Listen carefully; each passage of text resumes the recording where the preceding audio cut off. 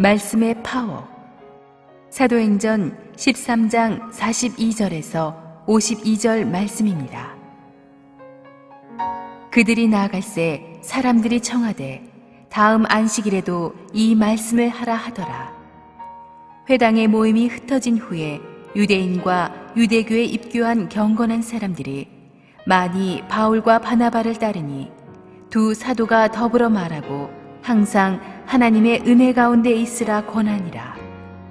그 다음 안식일에는 온 시민이 거의 다 하나님의 말씀을 듣고자 하여 모이니 유대인들이 그 무리를 보고 시기가 가득하여 바울이 말한 것을 반박하고 비방하거늘 바울과 바나바가 담대히 말하여 이르되 하나님의 말씀을 마땅히 먼저 너희에게 전할 것이로되 너희가 그것을 버리고 영생을 얻기에 합당하지 않은 자로 자처하기로 우리가 이방인에게로 향하노라. 주께서 이같이 우리에게 명하시되 내가 너를 이방의 빛으로 삼아 너로 땅 끝까지 구원하게 하리라 하셨느니라 하니 이방인들이 듣고 기뻐하여 하나님의 말씀을 찬송하며 영생을 주시기로 작정된 자는 다 믿더라. 주의 말씀이 그 지방에 두루 퍼지니라. 이에 유대인들이 경건한 귀보인들과 그 신의 유력자들을 선동하여 바울과 바나바를 박해하게 하여 그 지역에서 쫓아내니 두 사람이 그들을 향하여 발의 티끌을 떨어버리고 이고니온으로 가거늘 제자들은 기쁨과 성령이 충만하니라. 함께 한번 기도하시고 하나님 말씀 듣겠습니다. 사랑하는 아버지, 은혜를 감사합니다. 하나님께서 주시는 은혜와 사랑 앞에 우리가 무릎 꿇습니다. 오늘도 말씀을 여시고 우리에게 선포하여 주옵소서. 예수님의 이름으로 기도합니다. 아멘.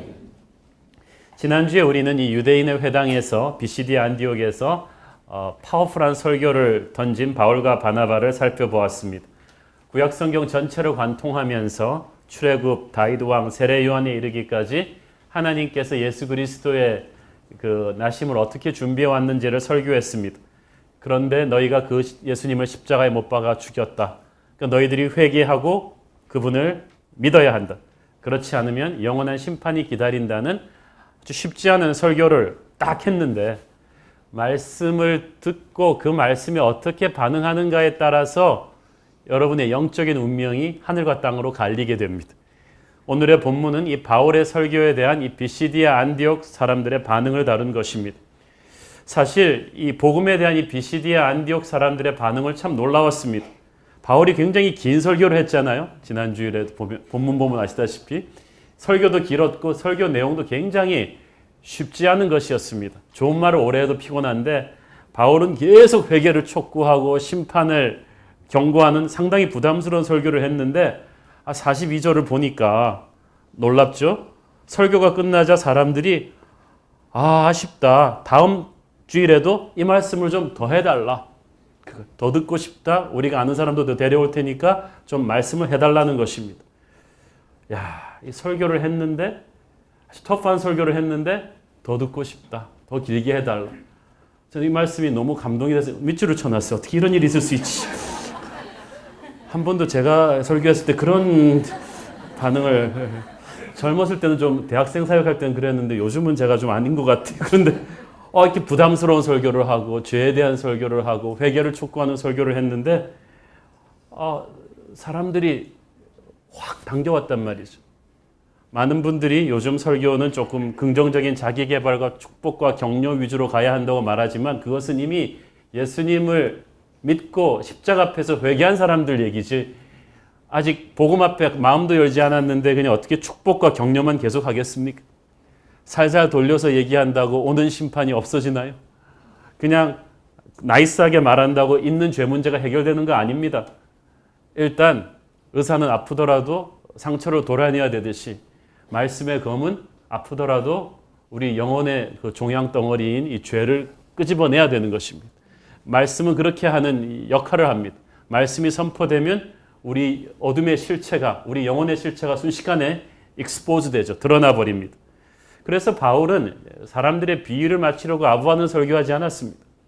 아주 가슴 뜨끔할 정도의 파워풀한 메시지를 했죠.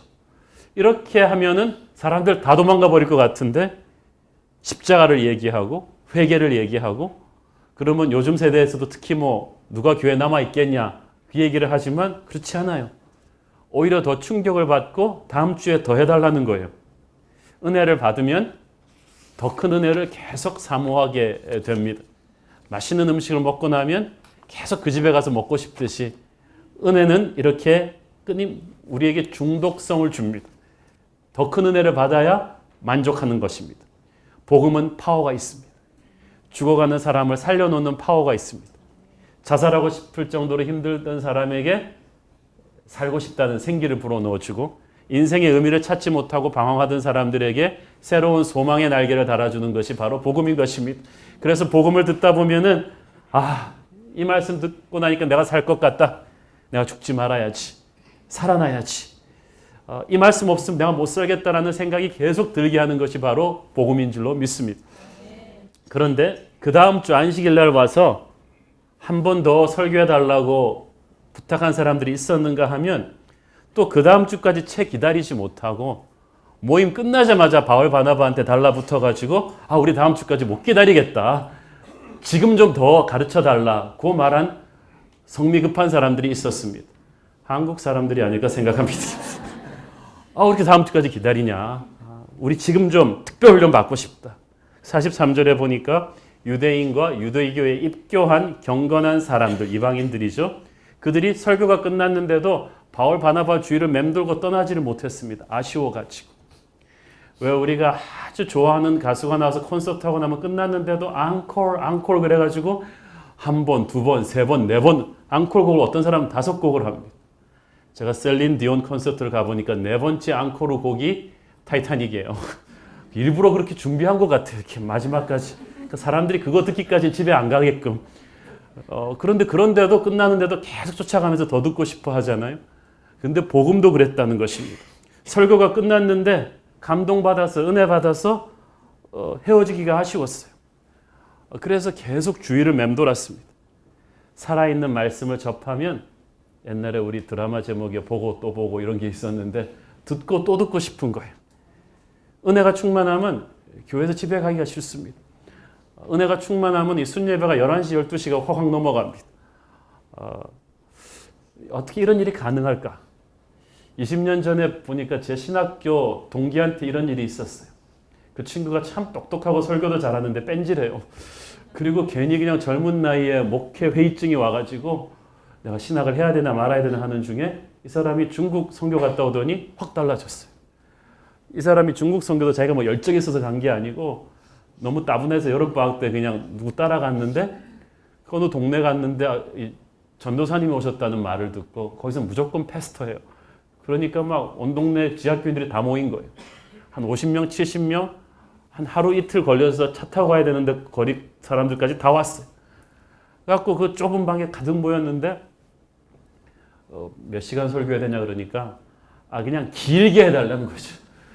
그래서 제 친구가 있는 미천 없는 미천 다 털어서 길게 3시간 하고 나서 이제는 뭐 했는데 사람들이 눈빛이 똘망똘망 하는 게 그때 통역하는 사람이 그쪽 사람이 이제 오프닝이 끝났으니까 조금 쉬시고 본격적인 성경 공부를 계속했으면 좋겠다는 오프닝 그래갖고 그 다음에는 오후 내내 이 마가복음을 열심히 제 친구가 가르쳤어요. 그러니까 나중에는 막 자기가 지치더래. 나 힘이 없다. 밥을 먹고 하자는 것이. 그래서 밥을 먹고 하는데 또 2시간을 하는데 사람들은 똘망똘망 하는데 자기가 앉아있을 힘조차 없더래. 너무 한 8시간 스트레이트를 하고 나서 난 도저히 못 앉아있겠다. 그랬더니 누워서 하라. 그래갖고 누워서 진짜로 성경 공부를 가르쳤다는 거예요. 밤 12시가 돼서 끝났는데 아침에 녹초가 돼서 일어나 보니까 사람들이 또 와 있어요. 근데 잘 주무셨으니까 우리가 또 프레시한 마음으로 사흘 밤낮을 이렇게 성경 공부를 한 거예요. 그런데 제 친구가 처음에는 기가 질렸다가 나중에는 회개가 된 거예요. 사도행전이 이게 사실이었구나. 진짜로 2000년 전에서 이랬겠구나. 사람들이 복음을 듣고 또 듣고 싶어서 그렇게 말씀에 대한 패션. 에어컨도 안 되고 그냥 땅바닥에 앉아서 기댈 의자도 없는 그 열악한 환경 속에서 눈에 불빛이 형형한 그 중국 지하교인의 모습에서 제 친구가 회개를 했다는 거 아니겠어요? 자기가 그렇게 뺀질하게 살았던 목회자로서 사명의식이 없었던 걸 회개하면서 이런 사람들을 위해서 하나님의 종들이 말씀을 준비하는 것이구나라는 그런 은혜를 받았다고 합니다. 지금 이 상황이 비시디 안디옥에서 일어나고 있습니다. 요한복음 1장에 보면은 이 세례 요한이 예수님 지나가시는 것을 보고 하나님의 어린 양이다. 그랬더니 세례 요한 제자들이 막 예수님 쫓아가잖아요. 예수님이 왜 왔니? 그랬더니 주여 어디에서 묵으시나이까? 왜 그랬겠어요? 예수님이랑 같이 살면서 훈련받고 싶다는 것입니다. 그랬더니 주님께서 come and see, 와서 나와 함께 봐라. 와서 봐라. 제자 훈련이 그렇게 시작된 것입니다. 모든 교육이 그렇지만 저는 제자 훈련은 100% 학생이 시작해야 된다고 믿습니다. 학생이 목마름이 있어야 돼요. 학생이 목마름을 느끼면 그때부터 하나님의 은혜가 확 들어오기 시작합니다. 마태복음 5장 6절 말씀 시작. 의에 줄이고 목마른 자는 복이 있나니 그들이 배부를 것이며. 의에 줄이고 목마른 자. 교회에서 성경 공부를 시키거나 영성 훈련을 해보면요, 끌려온 사람과 목마른 사람이 달라요. 순장님이 워낙 전화하니까 그 협박이 무서워서 온 사람과 의무감에 온 사람과 그렇지 않은 사람이 예배를 참석하는 태도, 영성훈련 참석하는 태도는 확 달라요. 본인이 영적인 목마름을 가진 사람은 마음 문이 활짝 열려 있어서 그냥 던지는 대로 스펀지처럼 쑥쑥 들어갑니다. 그런 분은 한테 말씀 가르치면 얼마나 재밌는지 몰라요. 반대로 목마름이 없는데 남의 권유 때문에 또 이 훈련 프로그램 안 하면 이 교회에서 사람 대접 못 받는 데니까 그냥 들어온 사람은 본인도 괴롭고 가르치는 사람도 괴롭고 그렇습니다. 그런데 여기에 비시디아 안디옥의 사람들은 그렇지 않았다는 거예요. 목마름이 있었던 거예요. 목마름이 있으니까 하나님이 이뻐가지고 이들에게 은혜를 흠뻑 주십니다. 여러분도 은혜를 사모하는 그런 목마름 있게 되기를 축원합니다. 바울과 바나바는 그 사람들을 데리고 더불어 말했다. He talked with them. 그러니까 이제는 대중 설교를 한 게 아니고 talk, 다이얼로그를 한 거예요. 그래서 아마 스타벅스 커피숍, 비시디아 안디옥에 스타벅스 원조가 있었다면 거기 들어가서 다들 앉아봐봐. 질문이 뭐라고? 그러면서 이제 바울이 제자 훈련을 시켰을 것입니다. 저희 교회 성도들도 참 우리 목회자들을 깜짝깜짝 놀라게 하는 것은 우리가 바이블 아카데미를 연다, 무슨 성경 공부를 연다 그러면 대개 일주일 만에 다 매진이 되어버립니다. 그걸 매진이라고 그래야 되는가는 모르겠지만, 그리고 직장 생활에서 피곤하실 텐데도 화요일 밤에 제가 강의를 해보면 이 바이블 아카데미 분들이 얼마나 눈빛이 그냥 바바바박 빛나는지 모르겠어요. 그래서 내년에는 직장인들을 위한 주중 예배를 하나 좀 제가 해볼까 하는 그런 생각도 있습니다. 이 성도들의 열기가 있으니까 저도 이렇게 마음이 좋은데 하나님은 어떠시겠습니까? 하나님께서 이렇게 좋은 마음을 가지고 바울 바나바를 통해서 제자 훈련을 시키시는데 이 43절에 보니까 이 제자 훈련에 아주 핵심이 나와 있습니다. 43절 끝부분 잘 보세요. 항상 하나님의 은혜 가운데 있으라 권하니라.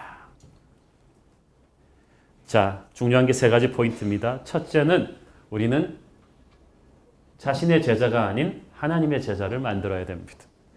많은 사람들이 하나님 이름 팔아서 자기 제자 만듭니다. 넌 내 사람. 그런 거 없어요. 교회에서는 하나님의 제자를 만들어줘야 합니다. 굉장히 중요합니다. 바울은 죽고 예수님이 사셔야 했습니다. 제자 훈련은 마치 주님과 그 사람을 중매해 주는 것과 같아요. 제가 오래전이라서 기억은 안 납니다만은 제 아는 친구랑 또 다른 자매를 한번 노총각 노처녀들을 한번 셋업해 준 적이 있습니다. 그래서 서로 이제 만나게 하고 앉아 있는데 요것들이 만난 지 얼마 안 됐는데 저한테 눈치를 계속 주는 거예요. 보니까 이제 그만 가보라는 것 같아요.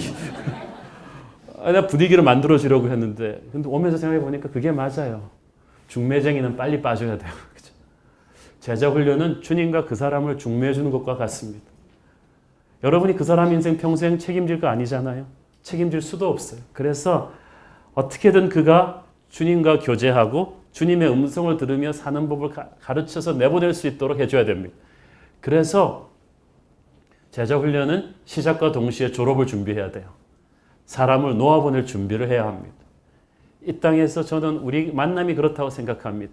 우리 한 시간에 함께 있겠지만은 그동안에 저의 짭은 여러분이 최대한 주님과 가까울 수 있도록 도와주는 것입니다. 여러분 중에 이제 이민 가시는 분도 있겠고 유학하시는 분도 있겠고 이사 가시는 분도 있겠죠. 그러나 한홍이의 사람이 아닌 예수님과 친한 사람이 되어서 헤어진다면 그것은 우리 인생 최고의 축복입니다. 두 번째는 하나님의 은혜 가운데 있으라. 제자훈련의 핵심은 은혜 충만한 거예요. 은혜는 무조건적으로 우리를 사랑해 주시는 하나님의 사랑을 말하는 거거든요. 그래서 훈련을 받고 나면 은혜로워져야 돼요. 사람이. 영혼에서 독이 빠지고요. 남을 품어주는 이 은혜가 충만해야 돼요. 그런데 어떤 훈련 프로그램은 끝나고 나면 엘리트식만 남아요. 난 훈련 받았는데 넌 못 받았지? 난 성경 암송 49절 했는데 넌 모르지? 그러면서 모든 세상 사람을 제자 훈련 받은 사람과 안 받은 사람으로 나눠버려. 그 훈련 잘못 받은 거예요. 훈련을 받은 사람은 훈련받지 않은 사람들을 섬기고 품기 위해서 훈련받은 거예요. 하버드 나온 사람은 하버드 못 나온 대부분의 인간을 위해서 섬기고 사랑하라고 나온 거지 그 자랑하라고 나오는 거 아니에요. 훈련도 그렇습니다. 여러분은 모든 훈련 끝나고 나서 은혜 충만한 사람으로 바뀌기를 바랍니다. 남을 너그럽게 풀어주는 하나님의 은혜가 가득한 사람. 영혼에서 독이 빠져야 돼요. 엘리트식이 빠져야 돼요. 바리새인들은 훈련받고 교만해졌어요. 그 은혜 훈련 잘못 받은 거거든요. 세 번째로 제자 훈련은 평생 가는 것이다. 하나님의 은혜 가운데 계속 있으라. You continue in the grace of God. 지금부터 시작이다. 계속해서 주님과 교제해야 한다. 계속해서 주님 안에 거해야 한다. 지금부터 시작이다. 졸업은 없다. 평생 가는 것이다. 커리큘럼 네가 만들어서 계속 스스로를 훈련시켜야 된다는 것입니다. 저는 목사지만 지금도 학생의 심정으로 살아갑니다. 저는 무슨 세미나를 가든지 가면은 될 수 있는 대로 다 참석하려고 애를 씁니다. 제일 앞에서 듣습니다. 그래서 세미나 강사가 저를 굉장히 좋아합니다. 열심히 출석하는 것만으로 지금도 좋은 목사님 설교가 있다 그러면 교단을 초월해서 다 구해서 듣고 읽고 합니다. 스스로를 끊임없이 평생 훈련받는 사람의 심정으로 살아갑니다. 그렇게 해서 하나님의 은혜 가운데 계속 머물러 있는 거죠. 저는 여러분이 하나님의 은혜 가운데 계속 머물러 있기를 축원합니다. 자, 그 다음 주일이 됐어요. 그 다음 주일에는 비시디아 안디옥에 거의 온 시민이 다 모였다고 돼 있어요. 어떻게 이게 가능할까? 소도시니까 가능했겠죠. 서울시 시민이 다 모였다, 거의 다. 촛불 시위할 때 빼놓고는 이런 일이 없었는데 여기서 거의 그렇게 된 거예요. 그 말씀은 지난주에 들었던 사람들이 그 소식 다 퍼뜨렸다는 얘기죠. 다른 사람들에게 전했기 때문에 그런 일이 일어난 것입니다. 여러분, 사람 동원하는 게 얼마나 힘든 줄 아세요? 정치하는 사람들은 막 식권 주고 돈 줘가면서 군중 집회 사람 동원하잖아요. 교회들도 지금은 많이 없었습니다만 사람 동원하기 위해서 그냥 버스 돌리는 교회들 많았어요. 뭐 1시간 거리까지 버스로 돌려가지고 그냥 싹 쓸어거든. 또 자꾸 힘든 교회에서는 목사님, 사모님이 막 전화해서 한무아부개 집사 안 나오면 어떡하냐고 막 애거를 합니다. 그러면은 목사님이 너무 안 됐어가지고 정 때문에 이렇게 나와주는 교인들이 많았습니다. 물론 그 심정은 이해가 갑니다만은 그게 몇 개월을 못 가더라는 거죠.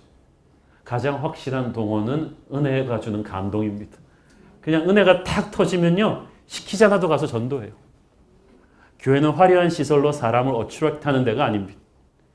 건물이 없고 시설이 열악해도 하나님의 살아있는 말씀이 있기 시작하면은 사람들을 끊임없이 끌어오는 거예요. 이 세들백 교회 같은 경우는 29번을 이사를 했잖아요. 10,000명 될 때까지. 10년 동안. 그 당시는 트위터도 없고 페이스북도 없는데 문자도 없는데 어떻게 알았느냐. 매주 그 동네 그 신문에 광고가 나요. 이번 주 예배 장소는 그걸로 바뀌었습니다. 신문을 안 보면 그 다음 주에 교회가 어디서 예배드리는지 모를 정도로. 그랬는데도 어떨 때는 체육관, 어떤 때는 들판에 캠프 치고, 어떨 때는 뭐 극장, 그러는데도 사람들이 꽉꽉 차서 하나님의 말씀을 들었습니다. 그런 열기가 은혜에는 있는 거예요. 시키지 않아도 가서 사람들을 데려옵니다. 체험이 확실하면 전부 다 하나님의 증인이 될 줄로 믿습니다. 지난번에 저희 교회 새로 오시는 분한테 제가 그런 얘기 들었어요. 자기를 전도한 새로운 교인이 얼마나 교회 자랑을 하는지 하면서 약을 올리는지 도대체 뭔가 싶어서 자기가 별로 약 오를 일이 없대요. 한국에서 제일 좋은 차도 몰고 제일 좋은 직장도 다니고 자기 친구랑 자기랑 별로 집 때문에 학벌 때문에 차 때문에 뭐 서로 자랑할 일도 없고 약 오를 일도 없는데 오직 하나, 너는 이 교회를 안 다닌다는 거지. 그래가지고 따라 나왔다는 거죠. 자, 보니까 그분 말이 뭔가 홀린 것 같더라. 은혜라는 게 그런 거거든요. 예수에 홀려버린 거예요. 확 빠져버린 거예요. 이 예수님을 제대로 체험한 사람은 냉랭하지가 않아요.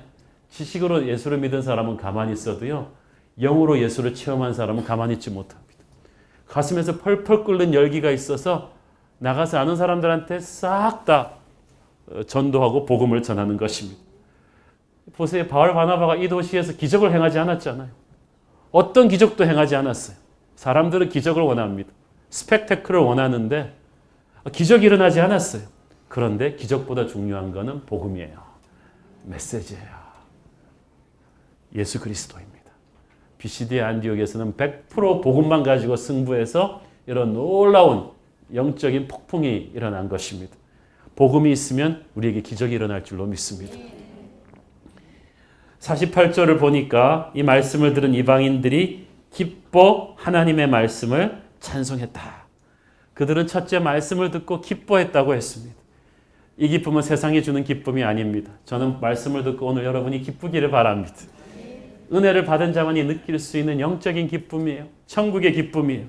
말씀을 통해서 예수 그리스도를 가슴에 느낀 사람만이 탁 터지는 그런 유레카 같은 그런 기쁨이죠. 설명할 수가 없어요. 예수님 만난 적도 없는데 복음을 통해서 예수를 만난 거예요. 그리고 하늘의 기쁨이 쑥 들어오는 것입니다. 베드로전서 1장 8절 시작. 예수를 너희가 보지 못하였으나 사랑하는도다. 이제도 보지 못하나 믿고 말할 수 없는 영광스러운 즐거움으로 기뻐하니 아멘. 말할 수 없는 영광스러운 즐거움으로. 여러분 예수님 만난 적 없죠? 그렇지만 여러분 예수님 만나셨죠?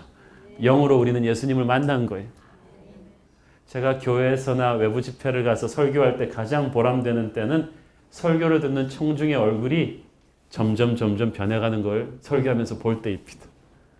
처음에 들어올 때 그 짜증나고 긴장되고 경직된 얼굴 속에서 말씀이 떨어지면서 점점 영혼에서 그 경직된 것이 풀리면서 표정이 돌아오고 근심 불안이 떨어지기 시작하면서 하늘의 평화와 기쁨이 나타나는 것은 무엇 때문입니까? 말씀의 능력이에요. 말씀의 주인이신 예수 그리스도의 터치예요. 예수를 만난 사람은 영혼에서 도끼가 빠져요. 얼굴 표정이 변해요. 하늘의 기쁨이 충만한 것입니다. 오늘 말씀 듣고 여러분에게서 그런 기쁨이 있기를 바랍니다. 그들이 또 하나님의 말씀을 찬송했다고 되어 있죠. 48절. 여기서 찬송했다는 말을 영어 성경에 보니까 They honor the word of God. 하나님의 말씀을 존귀하게 여겼다고 되어 있어요. 여러분이 하나님의 말씀을 소중히 여겨야 합니다. 은혜가 병든다는 것, 영적으로 병들었다는 것은 은혜를 당연시 여긴다는 거예요. 아유, 다음 주에도 뭐 말씀 들을 수 있는데 뭐 인터넷으로 다운로드해서 듣지 뭐 교회가 어디 가나 이런 생각하지 마셔야 된다는 거죠. 교회는 어디 안 갈 수 있지만 여러분은 갈 수 있어요. 여러분 다음 주까지 산다는 보장 못해요. 여러분 중에 그 누구도.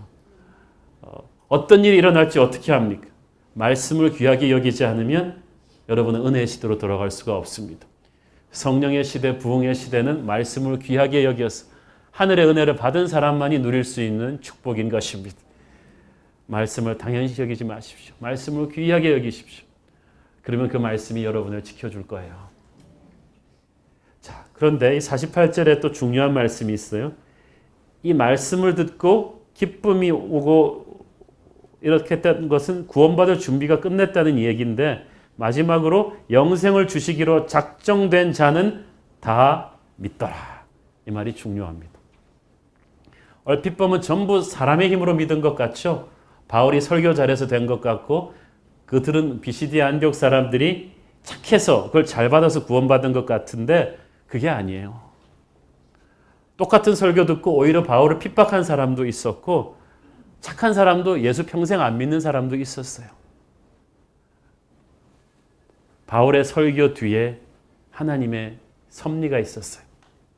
태초부터 지금까지 하나님의 나를 구원하겠다는 어떤 마스터 플랜이 있었던 거예요.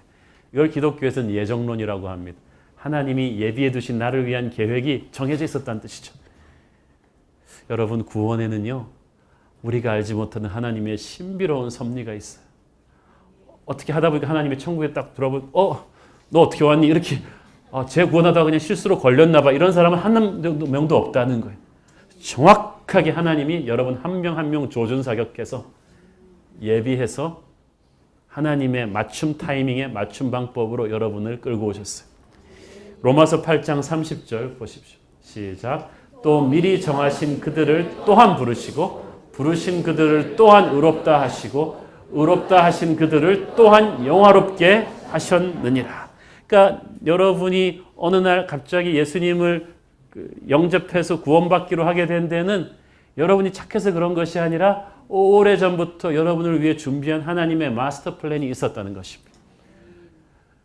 여러분이 착해서 그런 거 아니에요. 여러분 옆에 짝이 훨씬 착한데 여러분이 구원받았단 말이죠. 하나님이 구원하기로 작정한 사람은요, 아버지가 전국 불자협회 회장이고 불교 경제인의 그냥 막강한 자금을 대던 그런 집안 아이도 유아 와가지고 그냥 외로워서 교회 나왔다가 예수 믿게 돼요. 그거는 그 아이 이름도 불교식 이름인데 그게 되더라니까. 하나님께서 예비했다는 건 그런 것입니다. 저 여러분 한 사람 한 사람 만군의 여호와께서 그렇게 깊은 뜻과 사랑을 가지고 예비한 계획대로 우리를 구원하신 것입니다. 어떤 분 이게 놀랍지 않냐고 얘기하면 또 어떤 분은 이렇게 딴소리 합니다. 그럼 이순신 장군 같은 사람은 어떻게 됩니까? 저는 꼭 그 얘기하면 너나 잘하세요.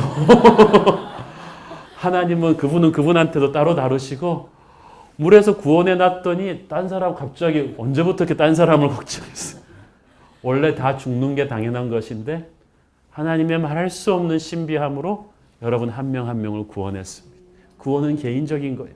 근데 중요한 것은 하나님이 바울을 사용해서 구원하셨다는 거예요. 하나님이 감독인데 바울이 배우예요. 하나님이 이 사람들을 구원하기로 작정해 놓으시고 바울이라는 설교자를 통해서 이 사람들을 데려오셨습니다. 여러분도 그런 하나님의 구원의 통로 되기를 믿습니다. 이순신 장군 500년 전에 이순신 장군 걱정할 기운이 있으면 그 힘으로 나가서 전도하시라는 거예요. 여러분 세대에 누군가를 위한 여러분이 구원의 통로가 되어야 되지 않겠습니까? 축복의 통로가 되어야 되지 않겠습니까? 왜 이순신 장군이 구원 못 받았겠어요? 그 시대 사람들이 전도 안 했기 때문에 그래요. 선교를 하려고 열방까지 가지 않았으니까 그때 우리나라에 복음이 안 들어온 거예요. 여러분은 여러분 세대에 충실하면 됩니다. 이 세대에 하나님이 예정해 놓으신 구원하고자 하는 사람들이 여러분 직장 동료들 중에도 많아요. 근데 왜 그 사람들이 아직 구원이 못 받았을까요? 여러분이 전도 안 해서 그래요. 아무개를 여러분이 회사로 보냈다는 것은 그 회사에 하나님이 예정한 사람들을 위한 티켓이 여러분이에요. 긍지를 느끼기를 바랍니다.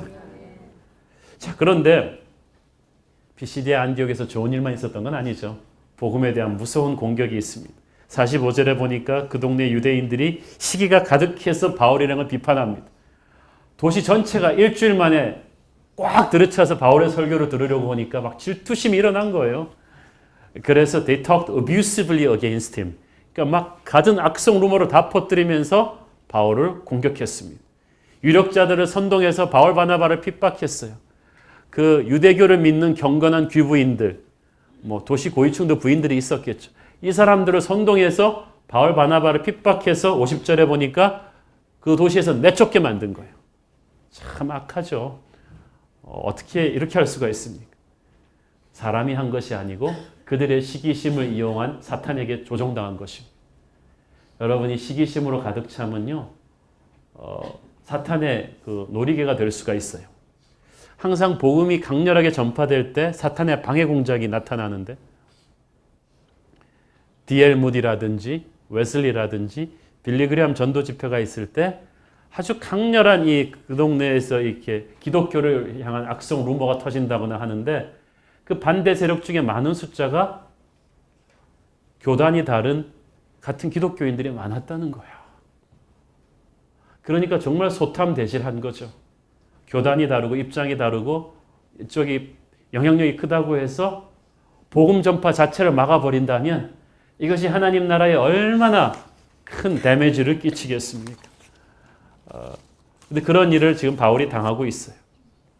근데 누구든지 이런 핍박과 공격을 당하면 움츠러들겠죠. 게다가 공권력을 앞세워서 압박해 들어오니까 바울 바나바가 참 마음이 쉽지 않았을 것입니다. 우리가 여러분 직장에서 예수 안 믿는 상사한테 술자리에서 술 안 먹는다고 조금만 버텨도 그렇게 구박받는데 그럼 기가 팍 죽는데 바울 바나바는 기가 찼을 거예요. 그런데 담대했습니다. 46절 앞부분에 보면은 바울과 바나바가 담대히 말하여 이르되 이 말이 나옵니다. 담대히 말하여 이르되. 바울 바나바는 복음 때문에 왕따 당하는 것을 두려워하지 않았습니다. 핍박당하는 것을 두려워하지 않았습니다. 사랑하는 여러분, 이제 안티기독교 시대가 되었다고 하죠? 괜찮습니다. 핍박당할 각오를 하십시오. 주님은 죄인인 우리를 위해서 그 조롱과 욕을 다 당하시면서도 아무 말 안 하셨는데 주님이 여러분한테 그런 말씀 하신 적이 있어요. 내가 너 때문에 이게 지금 얼마나 고생하는지 몰랐다. 그렇게 말씀하지 않잖아요. 그런데 여러분은 우리를 위해 돌아가신 예수님 때문에 욕 좀 먹는데 그게 분합니까? 그거 그렇게 각오가 안 돼 있습니까? 여러분 부모님 때문에 욕 먹는 건 여러분 견디잖아요. 나를 낳아주신 부모님이니까. 하나님 때문에 욕 좀 먹어봅시다. 우리가 하나님 때문에 핍박 좀 당해봅시다. 저는 우리 새로운 교회 성도님들이 신앙 때문에 사회에서 핍박당한다면 우리 성도들 정말 훌륭한 사람들이라고 생각할 것입니다. 그 각오를 하면 흔들리지 않아요. 그런데 욕먹기 싫어하고 핍박받기 싫어하니까 세상이 교회를 우습게 보는 것입니다. 바울 바나바처럼 핍박 앞에서도 담대한 저와 여러분 되기를 바랍니다. 바울이 이 핍박을 비전으로 이겨내죠. 46절, 47절을 우리 함께 읽겠습니다. 시작. 바울과 바나바가 담대히 말하여 이르되 하나님의 말씀을 마땅히 먼저 너희에게 전할 것이로되 너희가 그것을 버리고 영생을 얻기에 합당하지 않은 자로 자처하기로 우리가 이방인에게로 향하노라. 주께서 이같이 우리에게 명하시되 내가 너를 이방의 빛으로 삼아 너로 땅끝까지 구원하게 하리라 하셨느니라. 아멘. 바울이 갑자기 이 말씀을 선포한 데는 이유가 있습니다. 하나님이 일찍이 유대인들한테 축복을 주신 건 사실이죠. 아브라함 때부터 엄청난 축복을 주시고 은혜를 주셨는데 그 목적은 유대인들을 전초기지로 해서 세상 모든 민족을 이게 다 복음을 전하는 이 선교의 전초기지로 사용하려 하기 위함이었어요. 그래서 유대인들한테 그렇게 잔뜩 주셨는데 유대인들이 그 축복을 가지고 오히려 우리가 선민이네, 선택된 민족이고 다른 모든 사람들은 개돼지처럼 더러운 민족이네, 그리고 무시하고 안 간 거예요. 마치 아버지가 큰형한테 동생들하고 다 나눠 쓰라고 엄청나게 많은 유산 다 물려줬는데 큰형이 자기가 딱 나눠가지고 내가 장자야 그러면서 동생들이 그렇게 비참하게 사는데도 하나도 유산 안 나눈 것과 똑같은 이기주의를 유대인들이 해버린 거예요. 그리고 예수 그리스도의 복음을 받아들이지 않았어요. 하나님은 그러나 그들에게 끝까지 기회를 주셨습니다. 그래서 사도행전에서도 보면 초반부에 보면 유대인들한테 그렇게 복음을 많이 전했어요. 바울과 바나바도 이방인들을 위한 사도였지만 먼저 유대인의 회당에 가서 복음을 굉장히 많이 전했는데도 불구하고 끝까지 거절하니까 바울 바나바가 이젠 끝이다. This is it. 이제는 더 이상 안 되겠다. 분명히 복음은 너희 유대인들에게 먼저 들어갔어야만 했다. 예수 그리스도도 너희 유대인의 핏줄에서 태어나셨지만 너희들이 복음을 거부했다. 너희들이 스스로 영생을 얻는 일에 합당치 않은 자들이라고 자처했기 때문에 이제 너희들이 복음을 거절했기 때문에 복음도 너희를 버릴 것이다. 이제 이방인들에게로 복음의 물줄기가 틀려간다. 그리고 그들에게 축복과 부흥이 임한다. 너는 이 파급 효과가 어떤 것인지 모른다. 복음을 거절한 이 대가가 어떤 것인지 너희는 모른다. 그리고 돌려버린 거예요. 축복의 물줄기를. 마태복음 19장 30절 시작. 그러나 먼저 된 자로서 나중되고 나중될 자로서 먼저 될 자가 많으니라. 이 말씀은 유대인들뿐만 아니라 오늘날 우리에게도 적용됩니다. 하나님이 우리를 택하시고 구원하시고 복 주신 것은 우리 혼자 잘 먹고 잘 살고 끝하라는 게 아닙니다. 우리는 축복의 종착역이 아니라 축복의 통로가 돼야 되는데 우리가 그걸 끼고 앉아 있으면은 안 되는 거예요. 그런 개인, 그런 교회 결코 오래가지 못합니다. 사해바다처럼 썩어버리는 것입니다. 여러분은 모태신앙을 자랑하지 마시고 오래된 부흥의 경력 자랑하지 마시고 오늘 내게서 복음이 흘러가고 있는가를 보십시오. 내게 전도의 불길, 선교의 불길이 타고 있는가? 내게 오신 하나님의 은혜가 계속 누군가에게 흘러가고 있는가? 최근에 내가 누군가에게 복음 전해본 적이 과연 얼마나 되었는가? 전도한 기억이 한 500년 되면은 여러분 우리 전부 다 회개하셔야 됩니다. 제가 어떤 목사님한테 그 얘기 들었어요. 매달 누군가에게 내가 복음 전하지 않고 있다면 영성이 죽은 것입니다. 사랑에 빠진 젊은이가 매달 한 명한테도 주위 사람한테 자기 연인에 대해서 얘기하지 않는다. 그건 사랑이 아니죠. 하나님과의 은혜에 충만한 하나님의 사람이 한 달에 한 명도 하나님 얘기하지 않는다. 그거는 영성에 심각한 병이 든 것이죠. 저는 여러분 가슴 안에 첫사랑의 불길이 다시 번지기를 축원합니다. 복음을 전해야 돼요. 흘려보내야 돼요. 전도하고 선교할 때 하나님께서 여러분의 다른 모든 소원도 함께 들어주실 줄을 믿습니다. 바울이 내가 너를 이방의 빛으로 삼아 너로 땅끝까지 구원하게 하리라 하셨다. 이사야서 말씀을 인용한 거죠.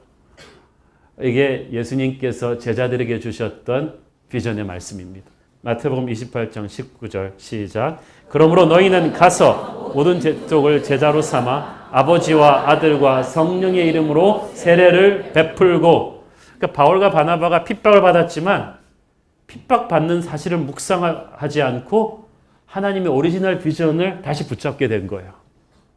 아, 원래 하나님은 열방으로 가라 그랬는데 모든 민족 제자 삼으라 그랬는데 내가 이 형제들에 향한 이 정을 이기지 못하고 끝까지 유대인만 붙잡고 있다가 계속 이런 힘든 상황이 오는구나.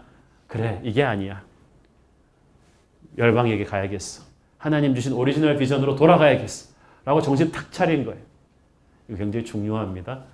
여러분, 사람이 여러분을 핍박할 때 핍박을 가지고 묵상하지 말고 저것들을 내가 어떻게 원수 갚나 그거 하지 말고 비전을 생각하십시오. 아, 하나님 내게 주신 비전이 이거 아니었지. 내가 괜히 왜 이 사람들 붙잡고 속상해하고 있지?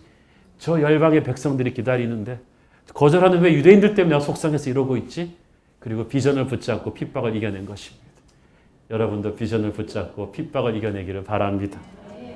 사람에게 핍박당하고 거절당할 때 아, 그렇구나. 하나님은 내가 이 사람 붙들고 속상해하지 말고 열방으로 가라고 하셨지? 패스. 그리고 그냥 가면 되는 거예요. 하나님이 여러분 인생에 어떤 이런 인간관계에 핍박이 오고 어려움이 올 때 여러분 안에 있는 인간적인 잔재를 털어내고 하나님이 주신 오리지널 비전에 다시 한번 매진하라는 기회라고 생각하십시오. 바울이 또 51절에 보니까 발에 티끌을 털어버리죠. 바울 바나바가 유대인들 앞에서 티끌을 털고 그 도시를 떠납니다. 이 행동을 이해하기 위해서는 주님께서 오래전에 제자들을 단기 선교 보낼 때 내리셨던 명령을 생각할 필요가 있습니다. 마태복음 10장 14절 시작. 누구든지 너희를 영접하지도 아니하고 너희 말을 듣지도 아니하거든 그 집이나 성에서 나가 너희 발에 먼지를 떨어버리라. 사실 이 발에 먼지 떨어버리라는 것은 유대인들이 이방인들을 무시해서 나온 관습이에요. 이방인들은 발 먼지까지도 부정하다고 봤기 때문에 유대인들이 이방인의 땅에 여행하고 돌아오면은 유대인 땅으로 딱 들어오면서 발에 먼지를 툭툭 털어버려요. 아이 더러웠어. 마치 옛날에 우리나라 사람들 소금 뿌리는 것 똑같은 거예요. 에이 더러워. 그런데 이 유대인들의 선민의식에서 비롯된 이 관습을 예수님이 역으로 사용해서 복음을 거절하는 너희들을 하나님이 더럽다고 그렇게 털어내실 것이다. 먼지 털어버리는 거. 하나님이 소금 뿌리는 거. 에이 더러운 것들. 너희들이 선민이라고 생각하느냐? 이방인들을 무시하지 마라. 복음을 거절하는 너희들이 진짜 이방인들이다.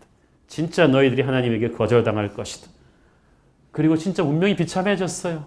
2000년 동안 유대인들이 전 세계를 유랑하면서 얼마나 비참했습니까? 지금도 이스라엘은 거의 예수 안 믿습니다. 팔레스타인이나 레바논의 크리스찬이 훨씬 이스라엘 크리스찬들보다 많고요. 모슬렘 전도하고 공산주의자 전도하는 게 유대인 전도하는 것보다 10배로 더 쉽습니다. 실제 선교사님들 얘기해요. 얼마나 강박한지 몰라요. 그들은 핵심만 빠진 종교의식만 붙들고 지금 남아있는 것입니다. 예수께서 말씀하시기를 소돔 고모라 땅보다 더하다 그랬어요. 복음을 거절하는 이들은 소돔 고모라보다 더 무서운 심판을 받게 될 거라고 하셨습니다. 그만큼 이게 무서워요. 하지만 유대인들이 이 강팍함 때문에 수지 맞은 사람들이 하나 있었으니 이방인들이 48절 보세요. 시작. 이방인들은 듣고 기뻐하여 하나님의 말씀을 찬송하며 영생을 주시기로 작정된 자는 다 믿더라. 주인의 상에서 떨어진 부스러기 같은 은혜죠. 유대인들이 거절해서 온 그 은혜를 먹은 게 이방인들인데 그 부스러기 은혜만 먹고도 너무너무 좋아한 거예요. 우리도 그렇게 구원받은 이방인들 중에 하나지. 이제 우리가 땅끝까지 그 복음을 들고 가는 복음의 사자들이 된 줄로 믿습니다.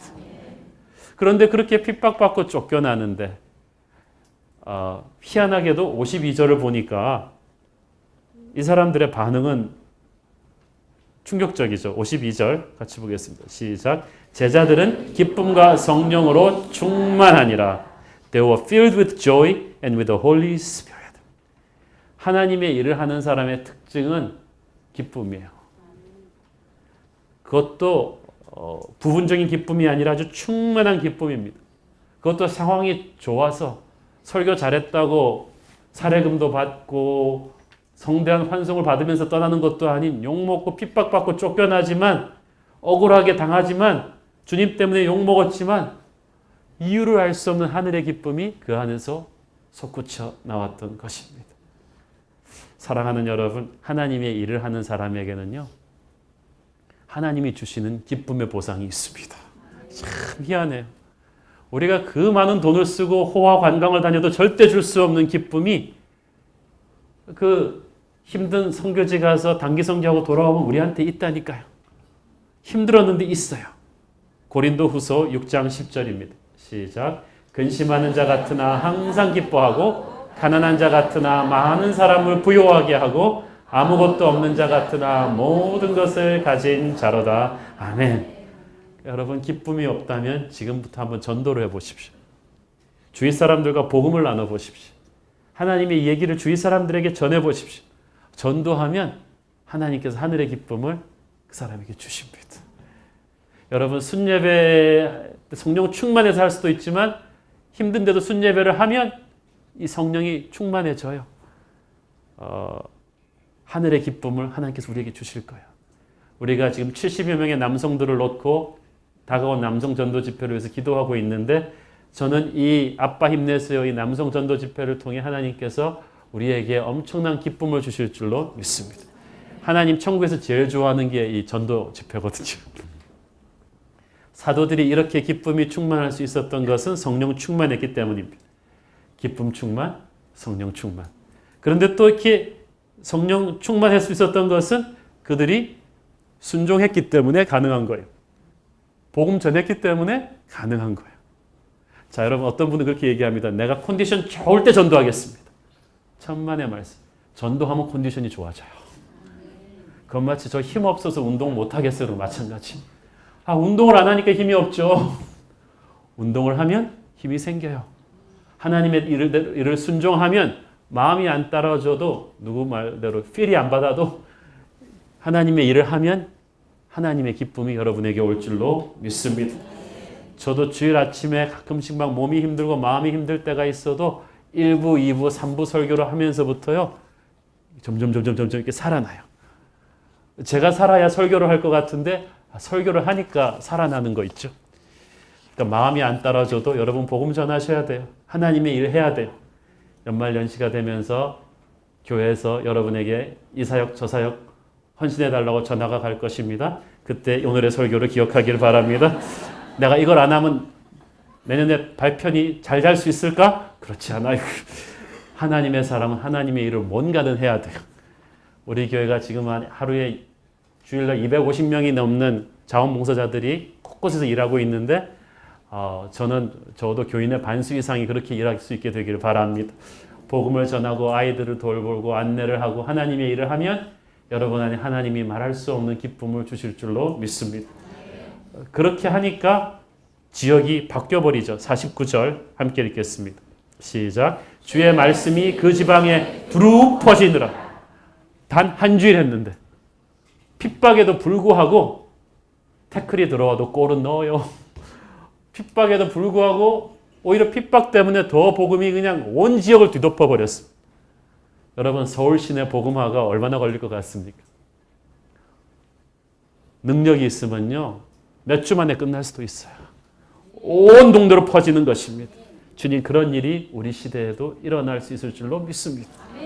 저는 오늘 본문 읽으면서 말씀 전하는 사람으로서 너무 흥분이 되고 감동이 찌릿찌릿하게 왔습니다.